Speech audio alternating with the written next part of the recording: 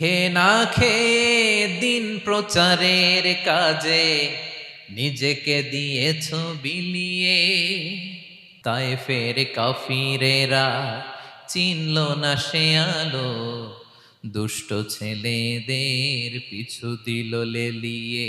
পাথরের আঘাতে ক্ষত বিক্ষত হয়ে সারা শরীর থেকে রক্ত ঝরে। হে রাসূল তোমাকে ভুলি আমি কেমন করে, হে রাসূল তোমাকে ভুলি আমি কেমন করে। আসসালামু আলাইকুম ওয়া রাহমাতুল্লাহি ওয়া বারাকাতুহু। নাহমাদুহু ওয়া নুসাল্লি আলা রাসূলিহিল কারীম। আম্মা বা'দু ফাআউযু বিল্লাহি মিনাশ শাইতানির রাজীম। বিসমিল্লাহির রাহমানির রাহিম। وَلَنَبْلُوَنَّكُمْ بِشَيْءٍ مِّنَ الْخَوْفِ وَالْجُوعِ وَنَقْصٍ مِّنَ الْأَمْوَالِ وَالْأَنفُسِ وَالثَّمَرَاتِ وَبَشِّرِ الصَّابِرِينَ الَّذِينَ إِذَا أَصَابَتْهُم مُّصِيبَةٌ قَالُوا إِنَّا لِلَّهِ وَإِنَّا إِلَيْهِ رَاجِعُونَ صدق الله العظيم رب اشرح لي صدري ويسر لي أمري واحلل عقدة من لساني يفقه قولي। মুয়ার ইসলামিক কনফারেন্স 2024-এ আপনারা যারা উপস্থিত হয়েছেন তাদের সবাইকে আমার অন্তরের অন্তঃস্থল থেকে জানাচ্ছি আন্তরিক শুভেচ্ছা এবং মুবারকবাদ। আহলান ওয়া সাহলান ওয়া মারহাবান বিকুম ফি হাযাল লিকা আত-তাইয়্যিব আল মুবারাক। আমরা শুরুতে আল্লাহ রাব্বুল ইজ্জা ওয়াল জালালের দরবারে শুকরিয়া জ্ঞাপন করছি, যিনি আজকে আমাদেরকে এরকম চমৎকার একটি পরিবেশে চমৎকার একটি ইসলামিক কনফারেন্সে উপস্থিত হওয়ার সুযোগ করে দিয়েছেন। আমরা সবাই পড়ছি কালিমাতুশ শুকর আলহামদুলিল্লাহ। আল্লাহ রাব্বুল ইজ্জা ওয়াল জালালের দরবারে শুকরিয়া জ্ঞাপনের পাশাপাশি আমি আজকের প্রোগ্রামের যারা অর্গানাইজিং কমিটি তাদেরকে অন্তরের অন্তঃস্থল থেকে ধন্যবাদ জানাতে চাই, এরকম চমৎকার একটি পরিবেশ, চমৎকার একটি ভেন্যুতে এই ইসলামিক কনফারেন্সের আয়োজন করবার জন্য। সম্মানিত সুধী, আমরা এই পৃথিবীতে খুব অল্প একটা সময়ের জন্য, একটা ট্রানজিট পিরিয়ড কাটানোর জন্য বেসিকলি আমরা এই পৃথিবীতে এসেছি। আমরা কি চিরকাল এই পৃথিবীতে থাকবো বলেন তো? না, একটা ট্রানজিট পিরিয়ডে আমরা এসেছি, আবার চলে যেতে হবে। এই যে আমাদের জীবন, এই জীবনের জন্য বিপদ, আপদ, পরীক্ষা, স্ট্রাগল এটা অনিবার্য, এটা হবে। বিপদ নাই, কষ্ট নাই, আপদ নাই, অনিশ্চয়তা নাই, স্ট্রাগল নাই, এমনকি কেউ আছে এখানে? কেউ কি হাত তুলে বলতে পারবেন যে হুজুর আমার জীবনে কোনো বিপদ নাই, অথবা আমার জীবনে কোনো দুঃখ নাই, কষ্ট নাই, কোনো স্ট্রাগল নাই, কোনো রিস্ক নাই? এরকম সৌভাগ্যবান কেউ আছেন এখানে? তাহলে জীবনের জন্য পরীক্ষা এটা অনস্বীকার্য, হবেই হবে পরীক্ষা। পৃথিবীর জীবনটাই এমন, এভাবেই এই লাইফকে ডিজাইন করা হয়েছে। পরীক্ষা থাকবে, এখানে বিপদ থাকবে, এগুলো উত্তীর্ণ হয়ে আপনাকে যেতে হবে। চিরসুখ চির শান্তি এটাই পৃথিবীতে হয় না। চিরসুখ এবং চিরশান্তির জায়গা হচ্ছে জান্নাত। চিরসুখ এবং চিরশান্তি কোথায়? এটা জান্নাতের বৈশিষ্ট্য। চিরসুখ চিরশান্তি, টেনশন নাই, ঝামেলা নাই, পরীক্ষা নাই, বিপদ নাই, রিস্ক নাই, স্ট্রাগল নাই, এটা হচ্ছে দ্য ফিচার্স অফ জান্নাত, জান্নাতের ফিচার। কিন্তু সমস্যা বাদে তখন যখন জান্নাতের ফিচার আমরা দুনিয়ায় খুঁজি, যেটা পাবো আমরা জান্নাতে, এটা খুঁজি কোথায়? এই তখনই সমস্যা বাদে। And this is the main problem. এটাই বড় সমস্যা। এই সমস্যার সমাধান কোথায়, এটা নিয়ে আজকে আমি কিছু কথা অ্যাড্রেস করবো ইনশাআল্লাহ। তো তাহলে আসুন শুনি জান্নাতের ফিচার কি। জান্নাতের কমন একটা ফিচার হচ্ছে জান্নাতে there will be no sickness in paradise। জান্নাতে কোনো অসুস্থতা থাকবে না, চিরসুস্থ। সুবহানাল্লাহ পড়েন। চিরসুস্থ, চির সবল, কেউ অসুস্থ হবে না জান্নাতে। জান্নাত হবে অ্যান্টি এইজিং, জান্নাতে বয়স বাড়বে না কারো, চিরযৌবনা, চিরযুবক, অ্যান্টি এজিং। আপনারা জানেন যে বর্তমান পৃথিবীতে অ্যান্টি এজিং ক্রিম পাওয়া যায় না? ক্রিম, কথা বুঝতেছেন? অ্যান্টি এজিং ক্রিম পাওয়া যায়। তারা বলে এই ক্রিম মাখলে চামড়ায় ভাঁজ পড়ে না। এটার দাম আছে কিন্তু অনেক। অ্যান্টি এজিং ক্রিম লাগায়, শ্যাম্পু ইউজ করে, অ্যান্টি এজিং অয়েল আছে, এটা দিলে নাকি চামড়ায় ভাঁজ পড়ে না। ইভেন ভারতের অনেক বড় একজন ব্যবসায়ী মুকেশ আম্বানি, নাম শুনছেন না, যে তার ছেলের বিয়ে হয়ে গেল, তো এই মুকেশ আম্বানির স্ত্রী নীতা আম্বানি, সে কিছুদিন আগে এক বটল গোল্ড ওয়াটার খেয়েছে, gold water, and its cost $60,000 $60,000 দাম এক বোতল গোল্ড ওয়াটারের। কেন? ফর অ্যান্টি এজিং, যাতে বয়সের ছাপ গালে না থাকে। এখন বলেন, এভাবে কি আমাদের বয়সকে ধরে রাখা সম্ভব এই পৃথিবীতে? সম্ভব না, কারণ এই ফিচারটা দুনিয়ার ফিচার না, এটা জান্নাতের ফিচার। সুবহানাল্লাহ পড়েন।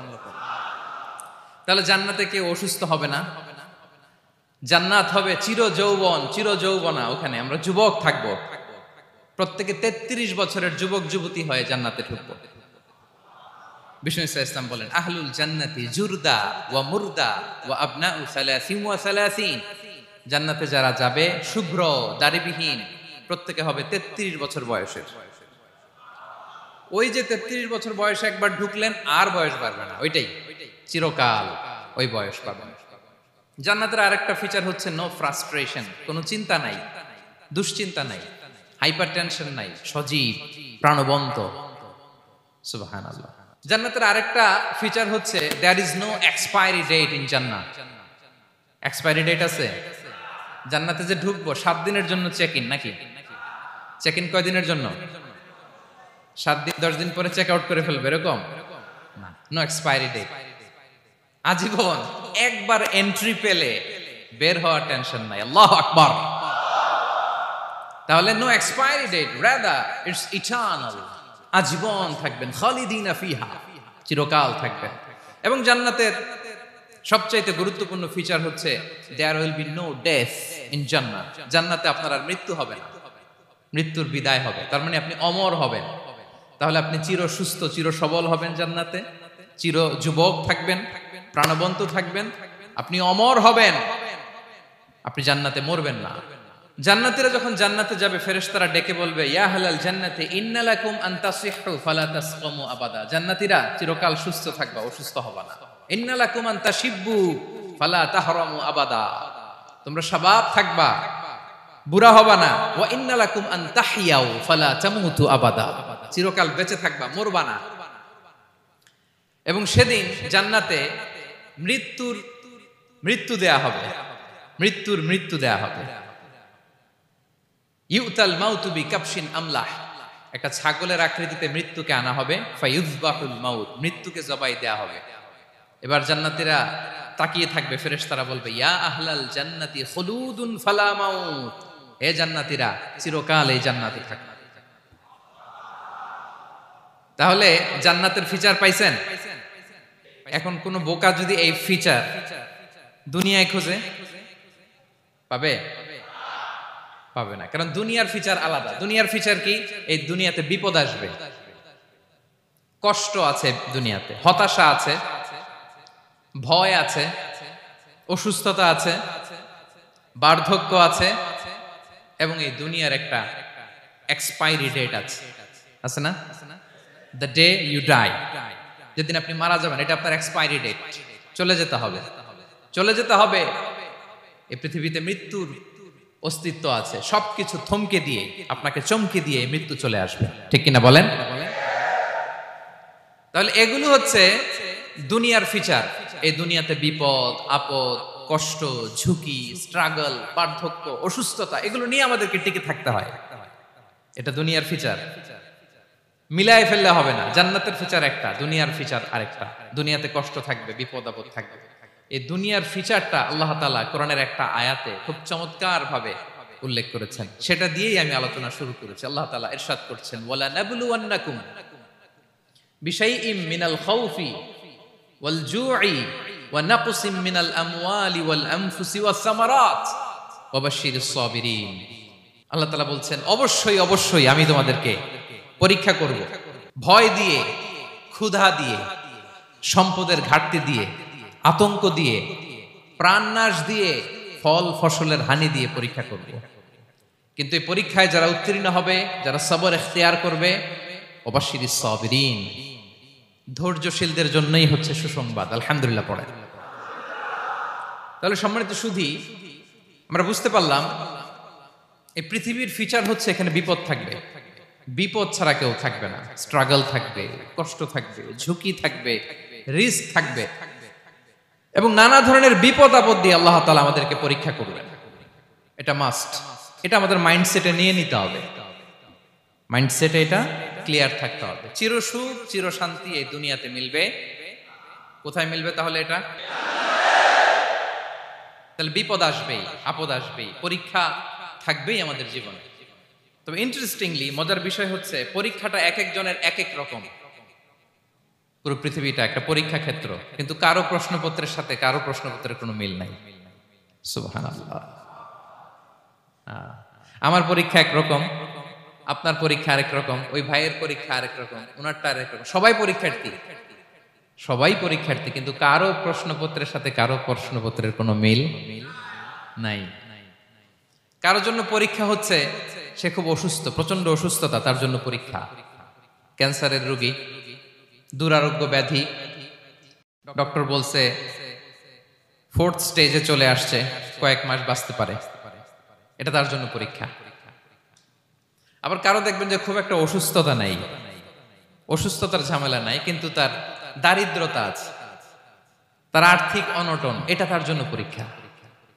আবার কারো দেখবেন অসুস্থতাও নাই, দারিদ্রতাও নাই, তার দাম্পত্য জীবনের সমস্যা আছে না নাই? অনেকের দেখবেন এগুলো কোনোটাই সমস্যা না, তার ছেলে কথা শোনে না, মাদকাসক্ত। আহা, মাদকাসক্ত, রিহ্যাবে পাঠায়, আবার আসে, আবার গাঁজা খাওয়া শুরু করে, আছে না নাই বলেন? দেখেন তার পরীক্ষাটা আবার আলাদা। অনেকের দেখবেন মেয়ে বাবার কথা শোনে না। আবার অনেকের দেখবেন যে ব্যবসায় সমস্যা, লসের পর লস, লাভ উঠাতে পারে না। তাহলে পরীক্ষা ছাড়া, বিপদ আপদ ছাড়া দুনিয়াতে কেউ নাই, কেউ নাই প্রিয় ভাইরা। এটা আমাদের মাথায় রাখতে হবে। পরীক্ষা আপনাকে দিতেই হবে, পরীক্ষা দিয়ে দিয়েই নিজেকে প্রমাণ করতে হবে। আর এক একজনের পরীক্ষাটা এক এক রকম, কারো পরীক্ষার সাথে কারো পরীক্ষার কোনো মিল থাকবে না। তো মাঝে মাঝে আমরা এটা ভুলে যাই। আল্লাহ তাআলা কালামে পাকে রিমাইন্ডার দিয়ে আমাদেরকে স্মরণ করিয়ে দিতে চান যে এই পৃথিবীতে আসলে তোমরা এসেছো পরীক্ষা দিতে। এটাই জীবনের বড় বাস্তবতা। আমাদের জীবনে যত হতাশা, আমাদের জীবন নিয়ে যত অভিযোগ, আমাদের মনে যত কষ্ট, আমাদের হৃদয়ের ভেতরে যত অস্থিরতা, তার মূলে হচ্ছে এই সমস্যা যে আমরা ভুলেই গেছি আমরা পরীক্ষা দিতে আসছি। এটা যদি ভুলে না যান, এটা যদি আপনার মাইন্ডসেটে থাকে যে পুরো জীবনটা একটা পরীক্ষা, তাহলে দেখবেন কোনো কিছু আপনাকে কাবু করতে পারবে না। আপনি হতাশ হবেন না, জীবন নিয়ে আর অভিযোগ থাকবে না, আপনি ভেঙে পড়বেন না, সব অভিযোগ হতাশা দূর হয়ে যাবে। তার মানে বুঝতে পারলাম পরীক্ষা আপনাকে দিতেই হবে। পরীক্ষা দেয়া ছাড়া এই পৃথিবী থেকে চলে যাওয়ার কোনো চান্স বা সুযোগ আমাদের কারো নেই। সূরাতুল আনকাবুতে আল্লাহ তাআলা এই কথাটা আরো চমৎকার ভাবে বলেছেন। আল্লাহ তাআলা ইরশাদ করছেন, আহাসিবান নাসু আইয়ুতরাকু আইয়াকুলু আমান্না ওয়া হুম লা ইফতানুন ওয়ালাকাদ ফাতান্নাল্লাযীনা মিন ক্বাবলিহিম ফালা ইয়া'লামান্নাল্লাহু আল্লাযীনা সাদাকু ওয়া লা ইয়া'লামান্নাল কাযিবিন। আল্লাহ বলেন, মানুষ কি ভেবেছে সে শুধু বলবে আমি ঈমানদার আর তাকে আমি জান্নাতে ঢুকাই দিব? না, কখনো না, কোশ্চিন কালেও না।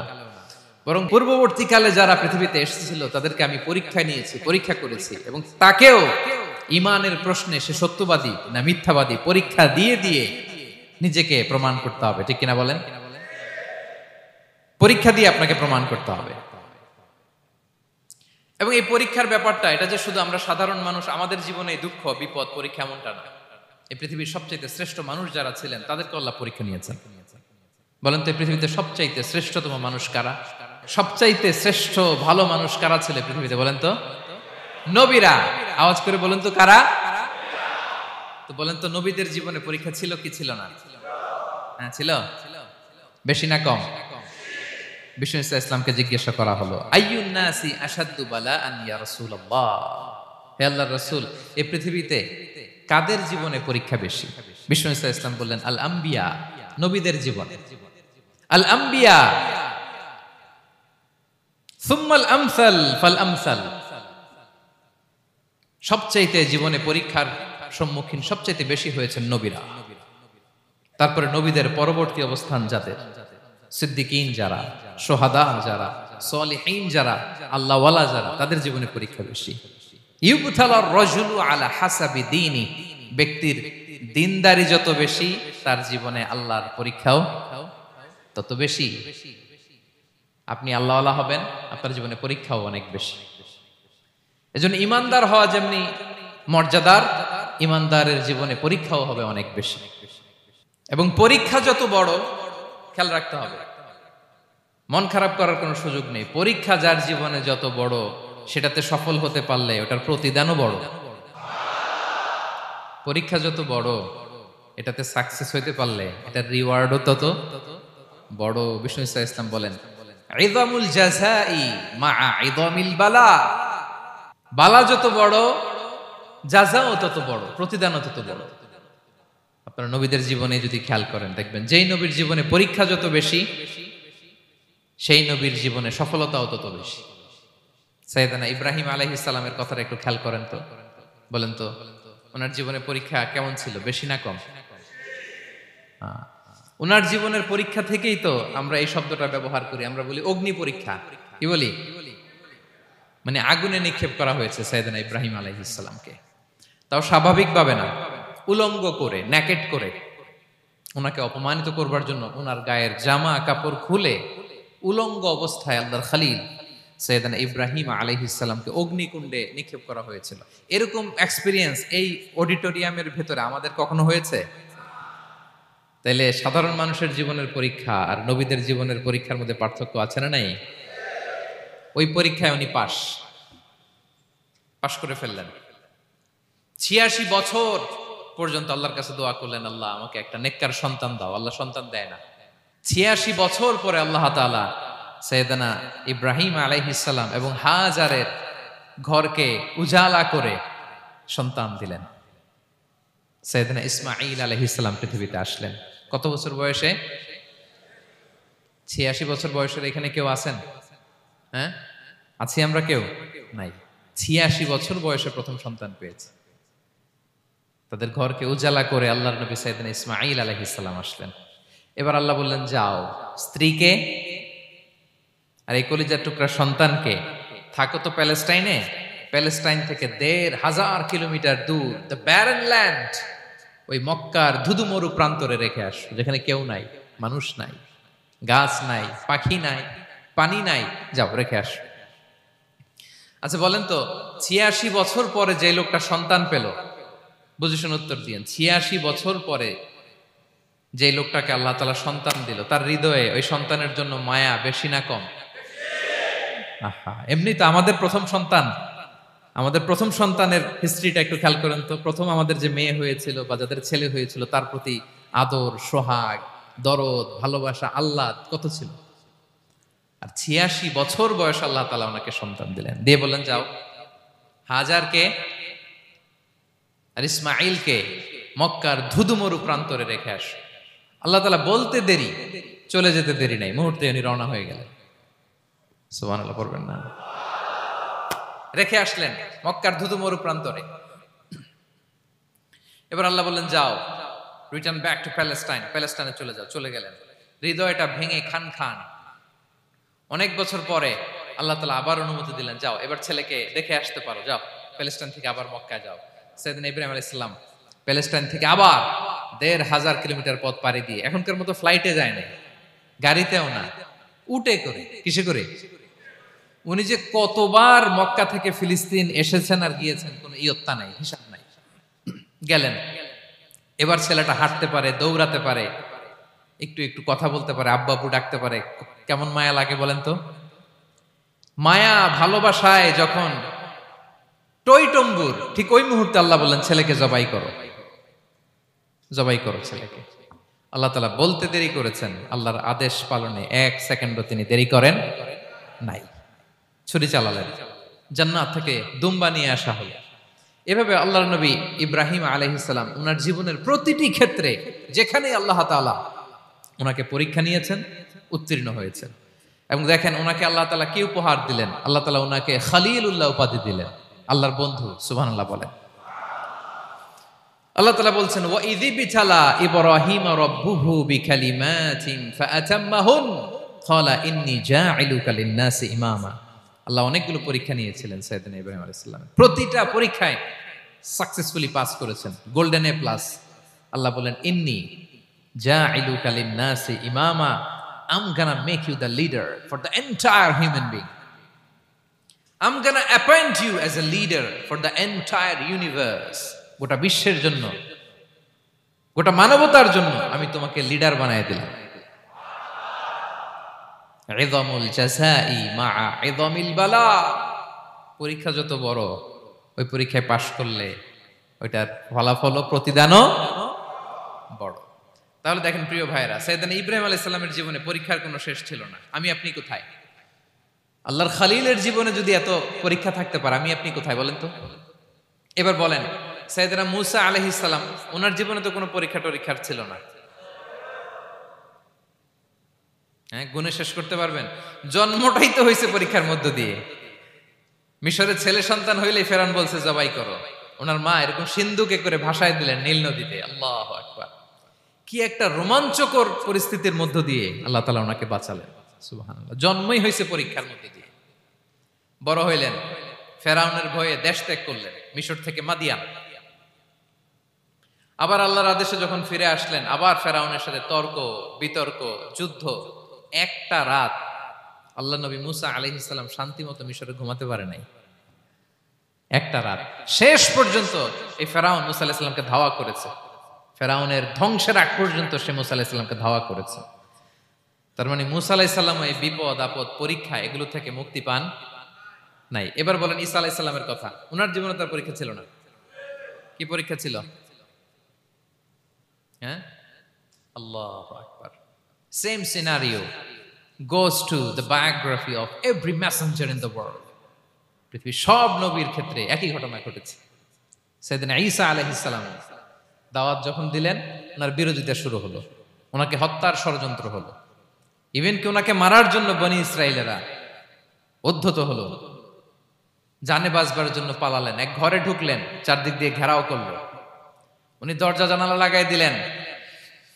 ওরা বললো একজন দরজা ভেঙে জানালা ভেঙে ভিতরে ঢুকে দেখো বেটা ঈসা কি করে। একজন ভিতরে ঢুকছে, ঢুকার সাথে সাথে বল রাফাআহুল্লাহু ইলাইহি, আল্লাহ তাআলা ঈসা আলাইহিস সালামকে উপরে উঠায় নিলেন। আর যেই লোকটাকে তারা ভিতরে ঢুকালো, তার চেহারাকে আল্লাহ তাআলা ঈসা আলাইহিস সালামের চেহারার মতো করে দিলেন।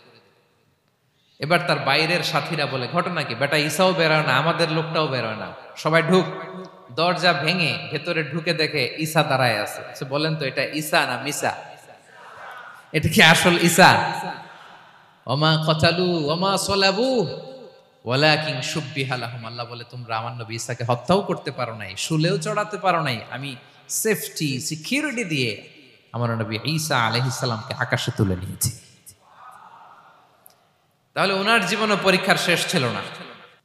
এবার যদি আমরা বিশ্বনবী সাল্লাল্লাহু আলাইহি ওয়াসাল্লামের জীবনের দিকে তাকাই, ওনার জীবনটা দেখেন তো। আমাদের পেয়ারা নবী বিশ্বনবী মুহাম্মদুর রাসূলুল্লাহ সাল্লাল্লাহু আলাইহি ওয়াসাল্লাম, ওনার জীবনে কি স্ট্রাগল ছিল? স্ট্রাগল। মাক্কি জীবনের কথা যদি একটু খেয়াল করেন, দেখেন তো 3 বছর শিয়াবে আবি তালেবে জেল খেটেছেন, না খেয়েছিলেন। ওনার বংশের লোকেরা প্রথমে ছাগল খেয়েছে, ছাগলগুলো যখন শেষ, ছাগলের চামড়াগুলো শুকিয়ে ওইটা খাইছে। গাছের পাতা ছাল এগুলো খেয়ে খাবারের অভাবে বেহুশ হয়ে পড়ে থাকতো তারা। না খেয়ে কয়দিন ছিলেন আপনি?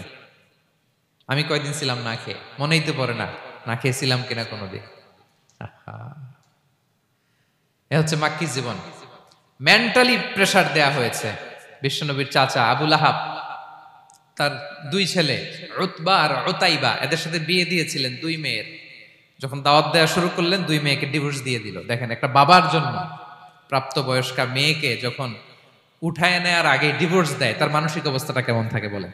মেন্টালি প্রেসারাইজ করা হয়েছে, ফিজিক্যালি হ্যারাস করা হয়েছে। বিষ্ণু ইসলাম যখন নামাজে দাঁড়াতেন, উটের পচা নারী ভুঁড়ি বিষ্ণুনবীর কাঁধে চাপিয়ে দেওয়া হতো। আপনার জীবনে এরকম ঘটছে কখনো? আপনি নামাজ পড়তেছেন, উটের পচা নারী ভুঁড়ি আপনার কাঁধে চাপিয়ে দেওয়া হয়েছে। কয়দিন হয়েছে এরকম? কয়দিন হয়েছে?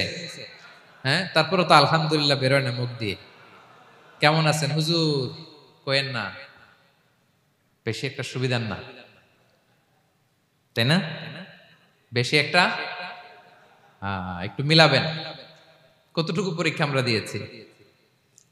তায়েফে গেলেন বিশ্বনবী, তায়েফে গেছিলেন জমির বায়না দিতে, তাই না? জমি কিনবে তায়েফে। তায়েফবাসীদেরকে জাহান্নামের আগুন থেকে বাঁচাতে গিয়েছিলেন, নিজের জন্য না। সেখানে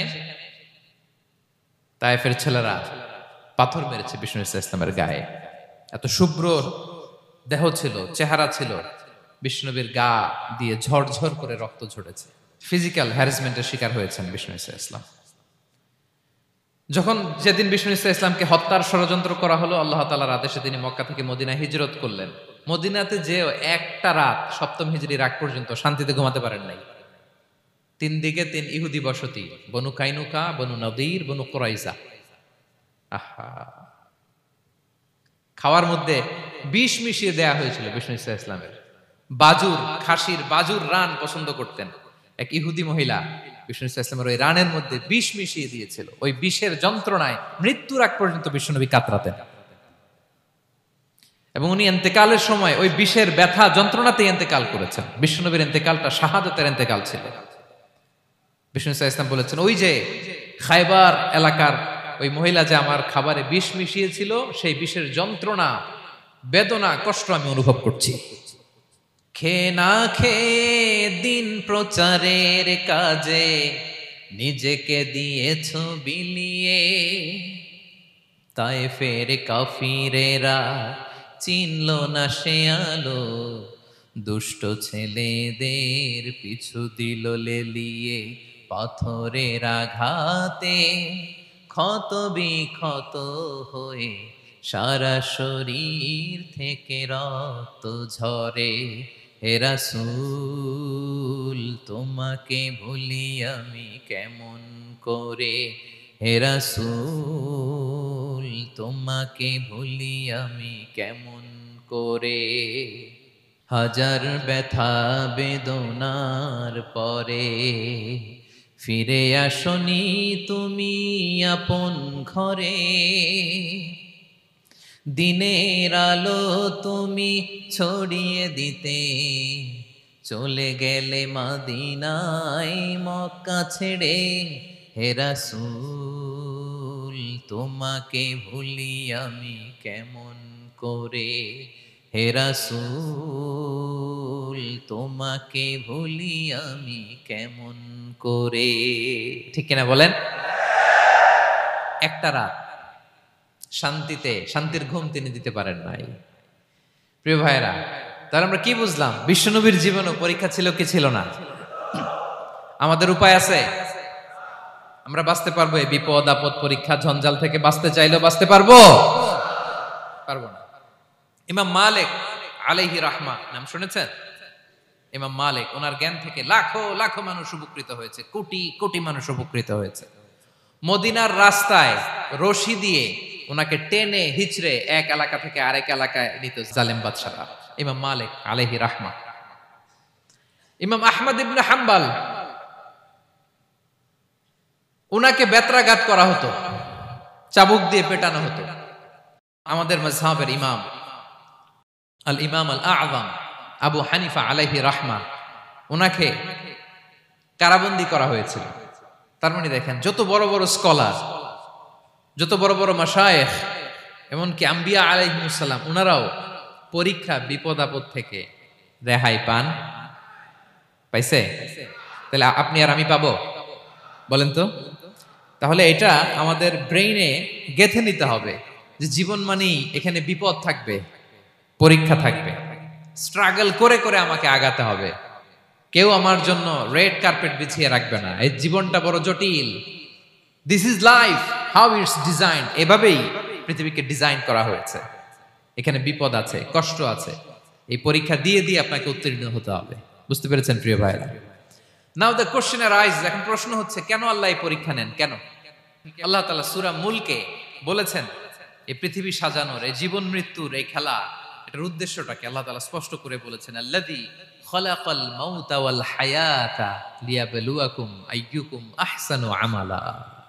জীবন মৃত্যু দিয়ে তোমাদের জীবনকে সাজানো হয়েছে এজন্য, যাতে করে তিনি তোমাদের পরীক্ষা করতে পারেন। কি করতে পারেন? তোমাদের মধ্যে কে সৎকর্মে অগ্রগামী, কে কাজে ভালো, আমলে ভালো, এটা দেখার জন্য। বেসিকলি আল্লাহর দেখার প্রয়োজন নাই, আমাদেরকে দেখানোর জন্য এই পরীক্ষার আয়োজন। আমি ভালো করবো না খারাপ করবো এটা আল্লাহ জানে না? তো ওনার পরীক্ষা করা লাগে কেন? কথা বলেন। আমি জান্নাতি না জাহান্নামী এটা আল্লাহ জানেন না? বেসিকলি আমাদেরকে জানানোর জন্য এই পরীক্ষার আয়োজন। কাদেরকে জানানোর জন্য? মানে তুমি জেনে যাও তুমি জান্নাতি না জাহান্নামী, আমি ভালো করেই জানি। একটা ছোট্ট উদাহরণ দিলে বুঝতে পারবেন প্রিয় ভাইয়েরা। ধরেন আল্লাহ তাআলা দুইজনকে সৃষ্টি করলেন।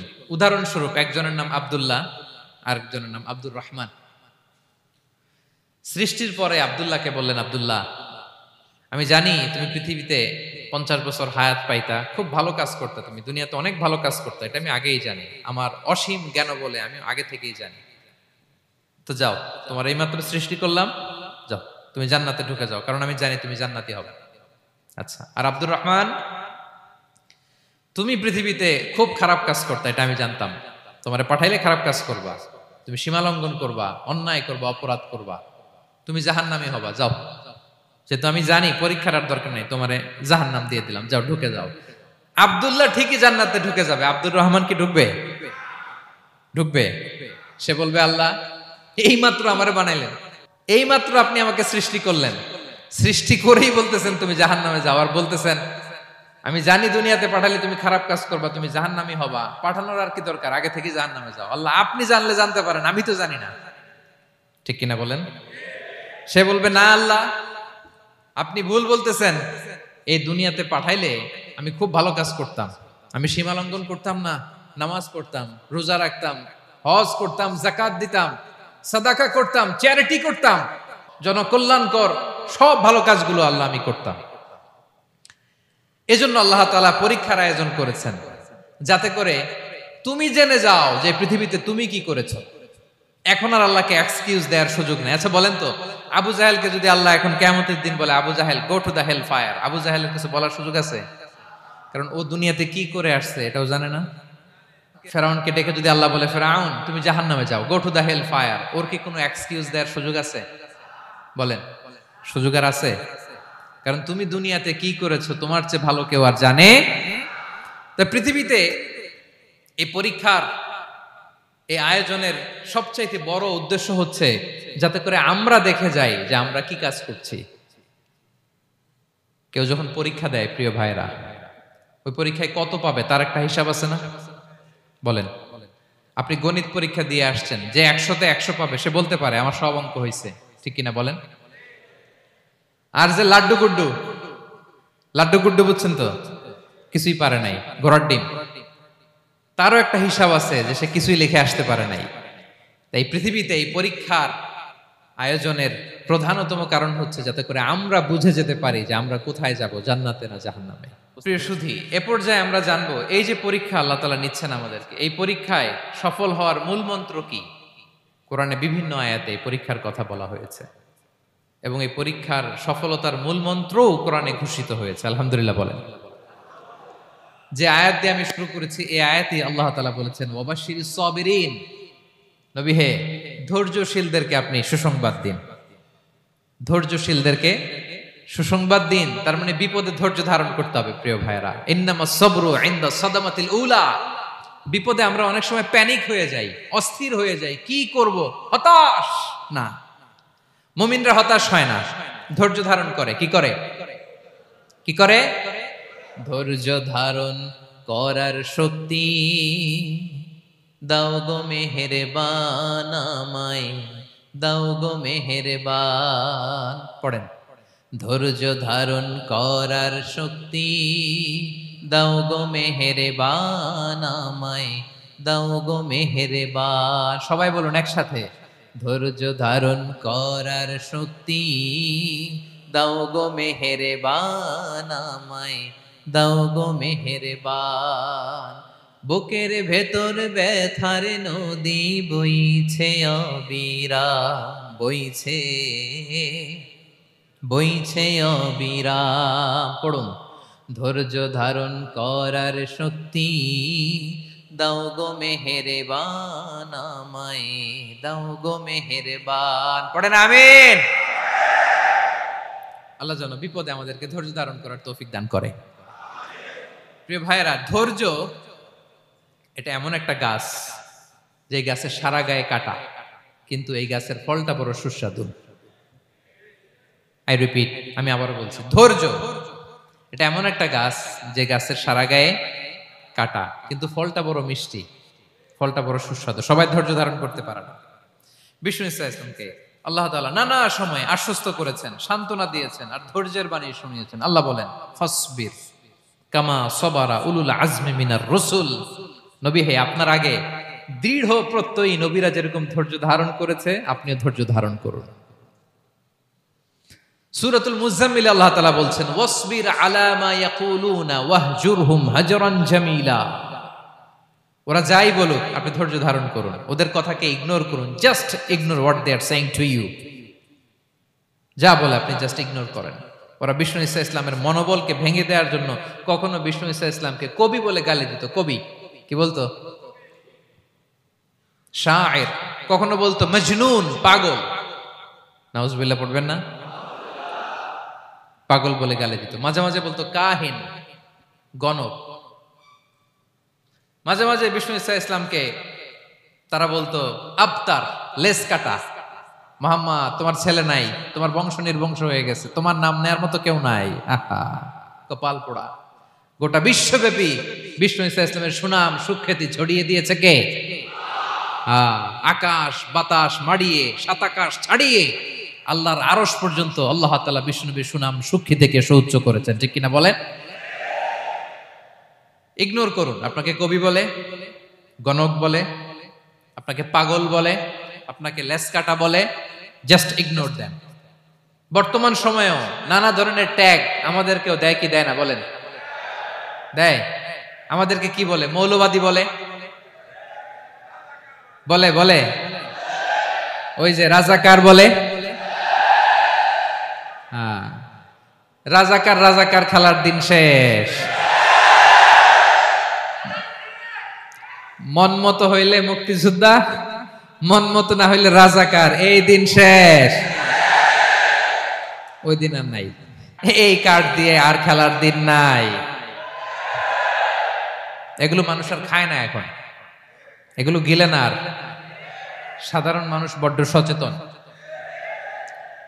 দেখেন, কালের বিবর্তনে, সময়ের আবর্তনে একই পরিক্রমা আমাদেরকেও ট্যাগিং করে। আমাদেরকে মৌলবাদী বলে, ব্যাকডেটেড বলে, রাজাকার বলে, জঙ্গি বলে, যুদ্ধাপরাধী বলে। আছে না এরকম? ওয়াসবির আলা মা ইয়াকুলুন, নিজের সাথে মিলায় নেন। যা বলে ধৈর্য ধারণ করো। ওয়াহজুরহুম হাজরান জামিলা, জাস্ট ইগনোর দেম, ভালোভাবে ইগনোর করেন, খালাস, সালাম দিয়ে কেটে পড়েন। তাহলে প্রিয় ভাইরা, এই বিপদ আপদ আমাদের পিছু ছাড়বে না, পিছু ছাড়বে না। নবীদের পিছু ছাড়ে নাই, আমরা কোথায়? আমরা আর কি? বিপদ আমাদেরকে ধৈর্য ধারণ করতে হবে, মনোবল হারাইলে হবে না। দেখেন বিশ্বনবী কিভাবে আপনাদেরকে সান্ত্বনা দেয়। বিশ্বনবী বলেন, আজাবান লি আমরিল মুমিন, মুমিনের ব্যাপারটা বড় আশ্চর্যজনক। ফাইন্না আমরাহু কুল্লাহু লাহু খাইর, মুমিনের জীবনে যা ঘটে সবটাই খাইর, সবটাই কল্যাণ।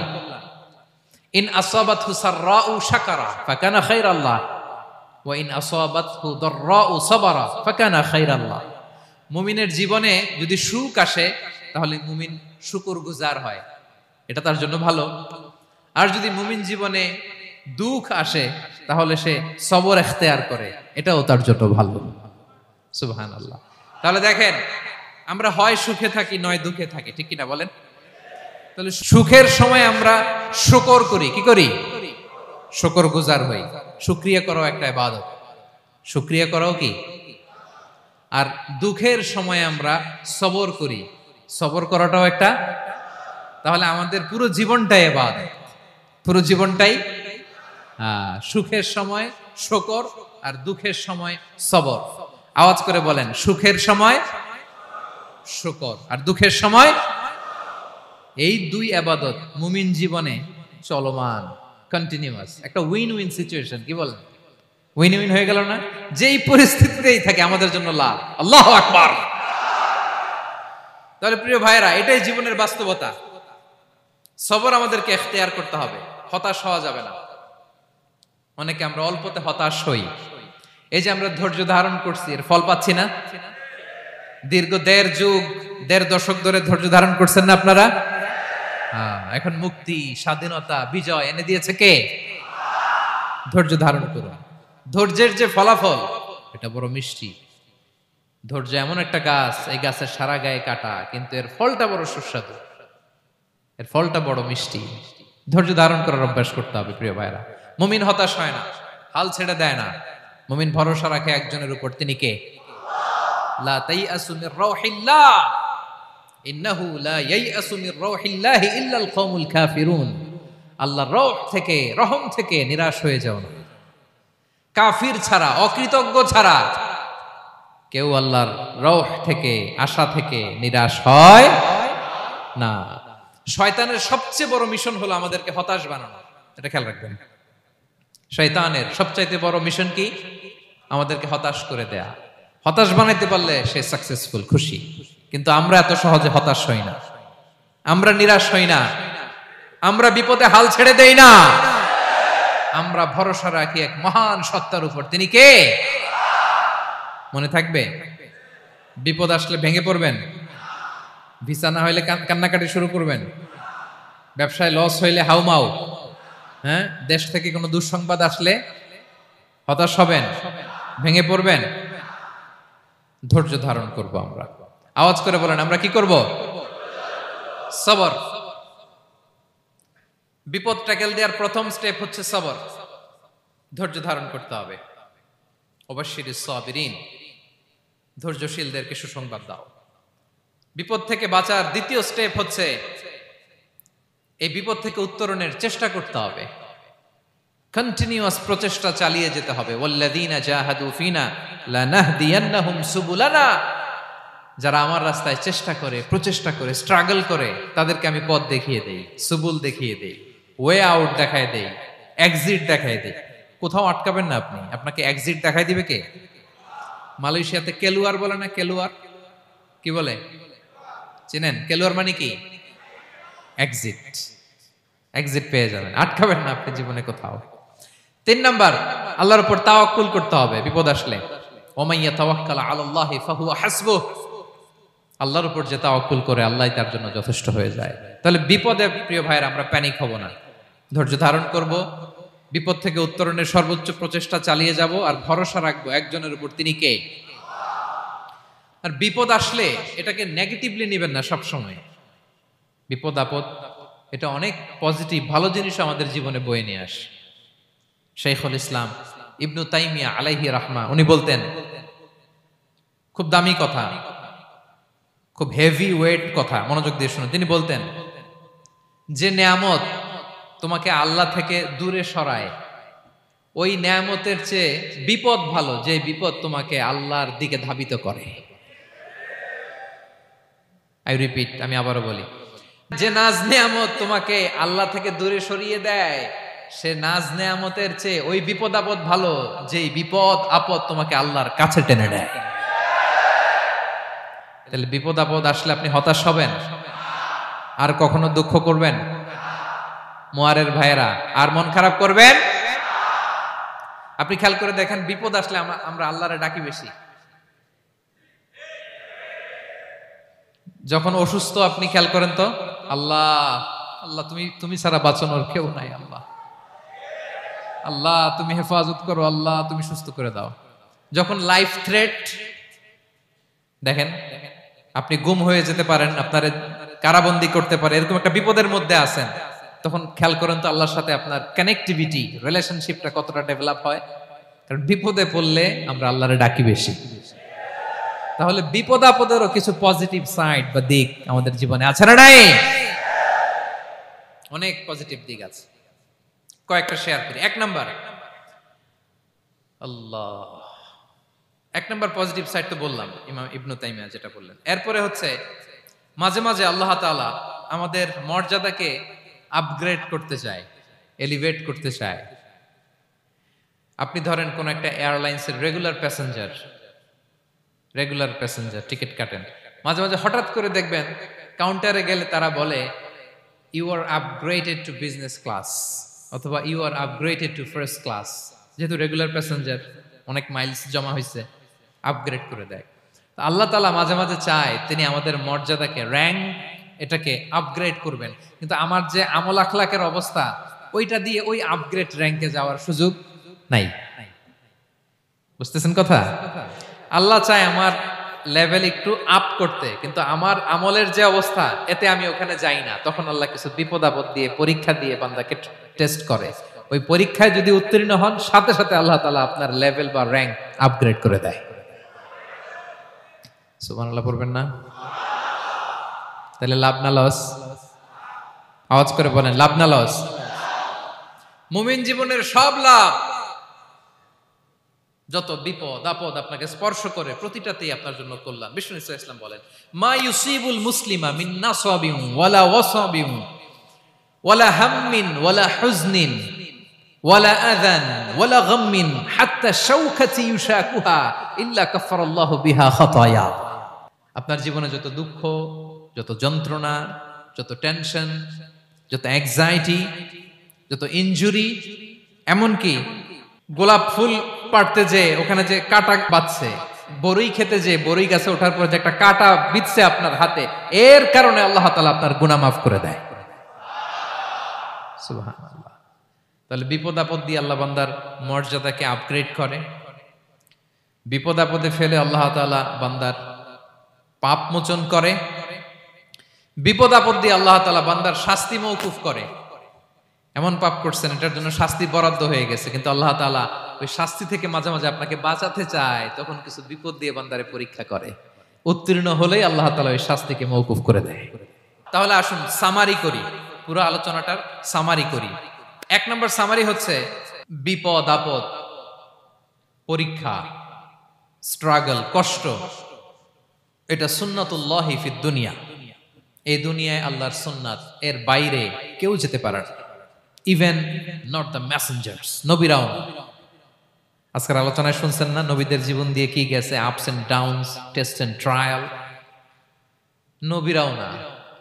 তাহলে এটা আমাদের মাইন্ডসেটের সাথে সেট আপ করে নিতে হবে যে অতীতে, বর্তমানে, ভবিষ্যতে বিপদ আপদ মুক্ত এই পৃথিবীতে কেউ থাকবে না। পারবেন? হ্যাঁ, এটা মাইন্ডসেটে নিয়ে নিতে হবে যে এটাই জীবন, বিপদ আপদ দিয়ে আল্লাহ পরীক্ষা করবেন। এটাই পৃথিবী। চির সুখ চির শান্তি এই পৃথিবীতে খুঁজলেই পাওয়া যায় না। শুরুতে বলছিলাম না, চির সুখ চির শান্তি। বলেন তো এটা কি দুনিয়ার ফিচার না জান্নাতের ফিচার? জান্নাতের ফিচার দুনিয়ায় খুঁজলে পাওয়া যাবে? যাবে না। তাহলে আজকের আলোচনার এক নাম্বার লেসন হচ্ছে বিপদ আপদ এটা সুন্নাতুল্লাহি ফিদ দুনিয়া। এই দুনিয়া আল্লাহর সুন্নাত, এটা থেকে মুক্তি পাওয়ার কোনো সুযোগ নাই, নবীরাও পায় নাই। দুই নাম্বার লেসন, বাঁচার যেহেতু সুযোগ নাই, we have to face it with patience, intellect and tawakkul. বিপদে অস্থির হওয়া যাবে না, এটাকে ফেস করতে হবে উইথ পেশেন্স, ধৈর্যের সাথে। বিপদ আমরা মোকাবেলা করব কিসের সাথে? ধৈর্য। প্যানিক হবেন না, অস্থির হবেন না, ধৈর্য ধারণ করবেন উইথ ইন্টেলেক্ট। আল্লাহর দেয়া আপনার ইন্টেলেক্ট খাটিয়ে এই বিপদ উত্তরণের সর্বান্তকরণের চেষ্টা প্রচেষ্টা আপনার চালায় যেতে হবে। আর সবশেষে আত-তাওয়াক্কুল আলাল্লাহ, ডিপেন্ডিং অন আল্লাহ, ভরসা করব কার উপর? আল্লাহর উপর। পারা যাবে তো? আচ্ছা, দুইটা লেসন গেল। তিন নাম্বার লেসন হচ্ছে আমাদের ছেলে মেয়েদেরকে we have to educate our child regarding the test and trial in this দুনিয়া। দুনিয়ার এই বিপদ আপদের ব্যাপারে আমাদের ছেলে মেয়েদেরকে শেখাতে হবে, বুঝাতে হবে। ওরা ছোট মানুষ তো, অস্থির হয়ে যায়। আব্বু আমার সাথে কেন এমন হয়? আমারই শুধু পেন্সিল চুরি হয়, আমারই শুধু এটা হয়, আমি পরীক্ষায় খারাপ করি, আমি ব্যথা পাই, আমার এই আমার সেই। ছোট মানুষ তো বুঝে না। ওরা বুঝাইতে হবে যে বাবা, this is the essence of life, এটাই জীবন, এটাই কি এই লাইফ হ্যাকস গুলো তাদেরকে শেখাইতে হবে। ডোন্ট বি প্যানিক, প্যানিক হওয়া যাবে না। This is how life is design, এটাই জীবন, বিপদ আপদ আসবে, এটাকে মেনে নিতে হবে, ছেলে মেয়েদেরকে শিখাইতে হবে, তাহলে তারাও প্যানিক হবে না। পারবেন তো ইনশাআল্লাহ? আচ্ছা, 4 নম্বর লেসন হচ্ছে যেটা আমরা জানলাম, এই বিপদ আপদ সবসময় আমাদের জন্য খারাপ না। সামটাইমস ইট ব্রিংস খায়ের for us if dealt properly. ঠিক মতো বিপদকে ডিল করতে পারলে এটা আসলে আমার জন্য আখেরে কল্যাণই বয়ে নিয়ে আসে। কি বলেন, তাই না? কল্যাণ বয়ে নিয়ে আসে। সব শেষ কথা হলো, আমরা যেন এই বিপদগুলোকে প্রপারলি ডিল করতে পারি, আমরা যেন সবর এখতিয়ার করতে পারি। আল্লাহর কাছে চাইতে হবে, দোয়া করতে হবে, কারণ তৌফিক দেওয়ার মালিক কে? আল্লাহর কাছে যেন আমরা কায়মনোবাক্যে প্রার্থনা করতে পারি, আল্লাহ এই বিপদকে যেন আমরা ডিল করতে পারি উইথ সাবর, উইথ ইন্টেলেক্ট, উইথ তাওয়াক্কুল। আসল হাতিয়ার হচ্ছে এটা, দোয়া। আল্লাহর কাছে চাইবেন, মনোযোগের সাথে চাইবেন, আন্তরিকতার সাথে চাইবেন। উদউল্লাহ ওয়া আনতুম মুখিনুনা বিল ইজাবা। বিষ্ণু বলেন এমন ভাবে চাও যেন তুমি অনেকটা কনফার্ম যে তোমার দোয়া আল্লাহ কবুল করবেনই, এমন ভাবে চাও। অনেকে রোবোটিক দোয়া করে। রোবোটিক দোয়া মানে দোয়ার মধ্যে প্রাণ নাই, ধ্যান নাই, মন নাই, আগ্রহ নাই, ভালোবাসা নাই, ওই দোয়া আল্লাহ কবুল করে না। মনোযোগ দিয়ে চাইতে হবে চাওয়ার মতো, তাহলে আল্লাহ তাআলার পক্ষ থেকে তৌফিক পাওয়া যাবে। পারা যাবে তো ইনশাআল্লাহ? আল্লাহ তাআলা আমাদের সবাইকে বিপদে আপদে ধৈর্য ধারণ করার তৌফিক দান করুক। নবীরা তাদের জীবনে যেভাবে স্ট্রাগল, আপস এন্ড ডাউনস, বিপদগুলোকে, টেস্ট এন্ড ট্রায়ালগুলোকে ডিল করেছে, আমরা যেন সেভাবে ডিল করতে পারি। আল্লাহ তৌফিক দান করুক। আল্লাহ তাআলা আমাদের সবাইকে কথাগুলো বোঝা আর আমল করার তৌফিক দান করুক। হাযা মা ইনদি ওয়াল ইলমু ইনদাল্লাহি আলাইহি তাওয়াক্কালতু ওয়া ইলাইহি উনীব। ওয়াসসালামু আলাইকুম ওয়া রাহমাতুল্লাহ।